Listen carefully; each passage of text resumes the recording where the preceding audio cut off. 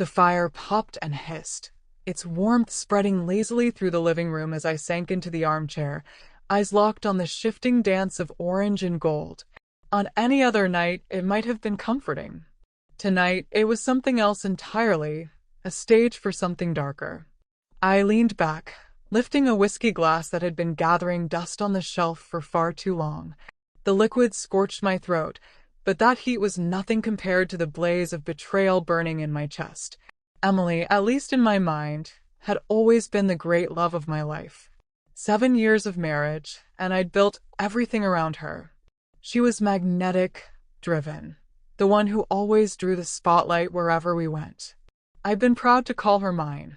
That pride died 3 days ago. She'd left her laptop open in her rush to pack for a business trip. I wasn't snooping, but the screen drew my eye. The messages waiting there weren't about work. Not unless her job now involved secret rendezvous with someone named Greg. I read every word.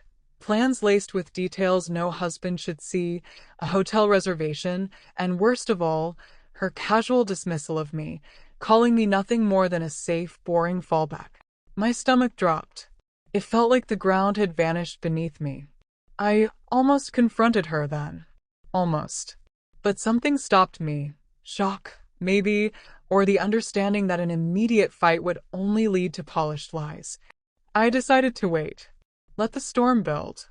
Wait until I could strike with precision. When she came home tonight, suitcase in hand, she was all smiles.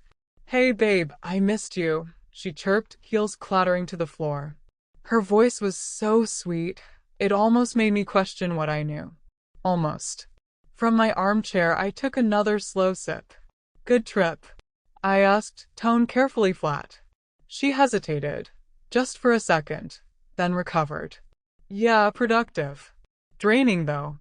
She moved toward the kitchen, expecting me to follow like I always did. But I didn't move. When she noticed, she glanced back.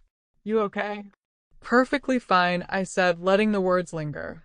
Something about my calmness unsettled her, but she pushed it aside, unpacking while chatting about her meetings and tight schedule. Each lie was a fresh twist of the knife. Then she sniffed the air. "What's in the fireplace?" "Smells different." I leaned forward, elbows on my knees. "Why don't you see for yourself?" She frowned but walked toward the hearth. The instant her eyes landed on it, all color drained from her face. "What the hell is this?" Inside the flames, our wedding album curled into blackened ash.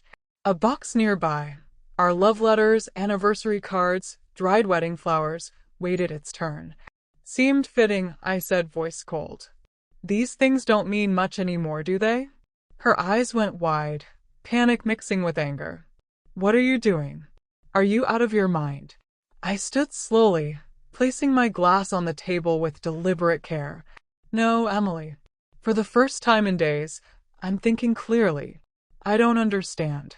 I pulled out my phone, scrolling to the photos I'd taken of her laptop screen, and held it up. Her reaction told me she recognized them instantly. "Want to explain who Greg is?" Her mouth opened and closed, useless. "It's not what it looks like." "Really?"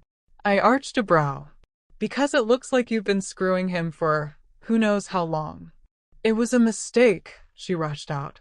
"I was lonely, and you've been so distant." I laughed, but it wasn't a sound I recognized. Distant? "I've been killing myself to give us the life you wanted." But I guess that wasn't enough. Tears welled in her eyes, but I felt nothing. "We can fix this." It didn't mean anything. Didn't mean anything? My voice rose. "You booked a trip around him. You called me boring. You lied to my face every single day. So don't stand there and insult me with that line." She broke into sobs, but I wasn't swayed. "I thought about confronting you the moment I found out," I said, pacing. "Then I realized you don't deserve that courtesy. You deserve to feel your world shatter." Her head snapped up. "What are you talking about?" I picked up an envelope from the mantel. "I talked to a lawyer. Divorce papers are ready. Evidence is included. Oh, and Greg's wife knows." She was very eager to hear it. Her face contorted in horror. "You didn't." "I did. She's probably talking to him right now. I tossed the envelope onto the coffee table. It's fair. I'm not after revenge beyond this. I just want you gone. She dropped to the floor, clutching the envelope like it could save her. Please, don't do this. I love you. You love the security I give you, the stability. But you threw away the only thing I truly needed, loyalty. Her pleas kept coming, but I'd heard enough. I grabbed my coat and keys. You have until the end of the week to move out. If you're still here, I'll change the locks. Where are you going? She called after me. I paused at the door. Anywhere but here. The cool night air hit my face as I stepped outside, each stride lifting the weight she'd placed on me. In the weeks that followed, I filed for divorce. Friends and family offered sympathy, but I didn't dwell on pity. I turned inward, rediscovering the passions I'd set aside for our marriage. Emily moved out quietly, her calls and messages fading when she realized I was gone for good. Greg's wife left him too. Last I heard, he was drowning in the wreckage. Good riddance. Since that night, the fireplace has stayed unused. I keep it that way, not as a reminder of pain, but of the strength it took to walk away.